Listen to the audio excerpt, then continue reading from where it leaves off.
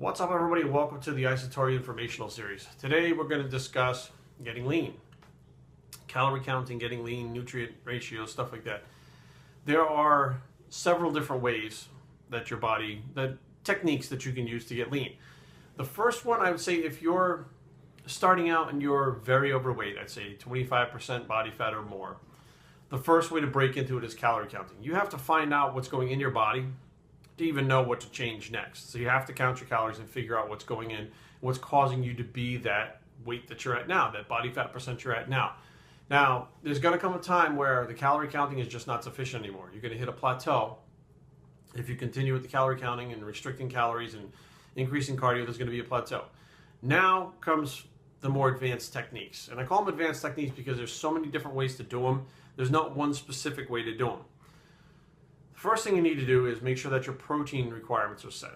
Now, as you're dieting, you want to maintain the most amount of muscle mass that you can.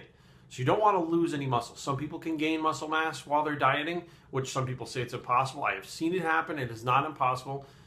But generally, you want to lose as little muscle mass as possible while you're dieting. Now, the way you do that, set your protein requirements and make sure you're training hard enough. Make sure you're recovering.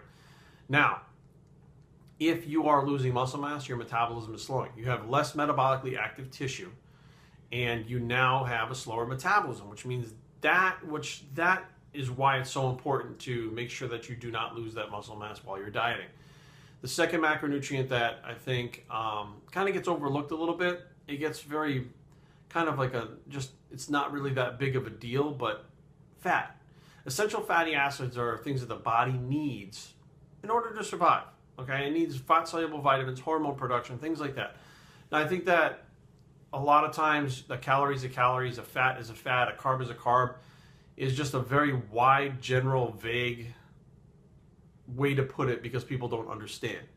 Now, once your essential fatty acids are covered for your body, you really don't need much after that. So, all these people that are eating 200 grams of fat on a keto diet, they're not really losing weight, or they say they're losing weight, they say they feel great. Well, yeah, they probably feel great because they have tons of fat that they're using for energy that they're taking in and not taking any of the body fat off their body to use for energy. So that's why they feel so great. Now, after you have your protein and your fat set, carbohydrates, that's the one that gets the most amount of play, the most amount of manipulation. There's so many different ways to manipulate your carbohydrates. One of them is carb cycling. I'm a big fan of carb cycling. You definitely have to pay attention to your body because there's different ways to do it. Now, I've done, in the past, I've done 5 days low, 1 day high, 5 days low, 1 day medium, 5 days low. I've done zigzag, which is Monday, Tuesday, and Wednesday. Maybe you'll have 3 low days in a row, have a medium day the next day, 5 low days in a row, 1 high day, or even high, medium, low, whereas like Monday is high, Tuesday is medium, Wednesday is low, Thursday again is high, like zigzagging them throughout the week like that.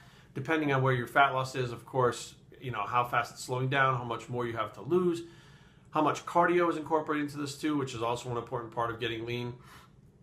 But I think the carbohydrate cycling is probably the most misunderstood. I think people don't really put enough thought into how the body burns fat and how carb cycling works. If you reduce the carbohydrate consumption, and it has to be reduced for quite a while to reduce your glycogen stores.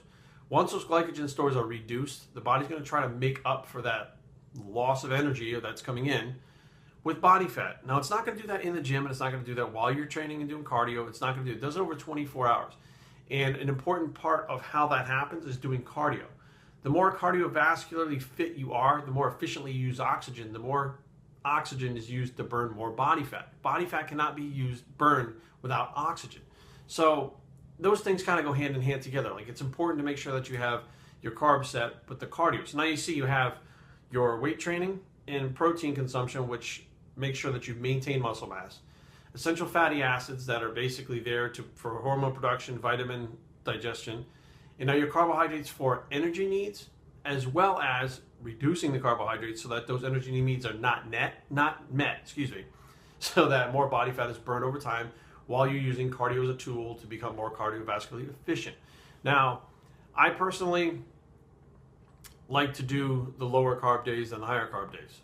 I feel better, I look better, I perform better in the gym. Some people are eating up to 400 to 500 grams of carbohydrates.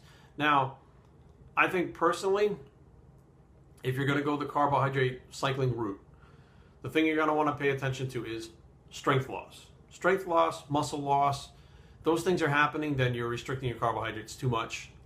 If your weight is not dropping, you're not getting any leaner, you're not restricting them enough. And it's important to keep a journal. This is where I learned how to do it. You take a journal, and you take your weight down on Monday, and then you're not going to check your weight till Friday. So you have 5 days in between, and you cycle your carbohydrates. And then during your workouts, you make a note of, I felt stronger, I got less of a pump, I got more of a pump, I looked fuller, whatever the case may be. By the end of the week, you have kind of a blueprint of what's happening throughout the week. And if you're not happy with how that worked, the next week when you start over again, change the carbohydrate cycling again. Maybe go 2 days low, 1 day high, 2 days low, 1 day high. Some people go 1 low, 1 high, 1 low, 1 high, 1 low, 1 medium, 6 low, 1 high. I mean, there's so many different combinations that you're gonna have to try it for yourself. But also the term low and high is also very individual to the person too. To me, high carbohydrates, if I had a high carbohydrate meal, it'd be about maybe 70 grams of carbohydrates. To another person, maybe 150.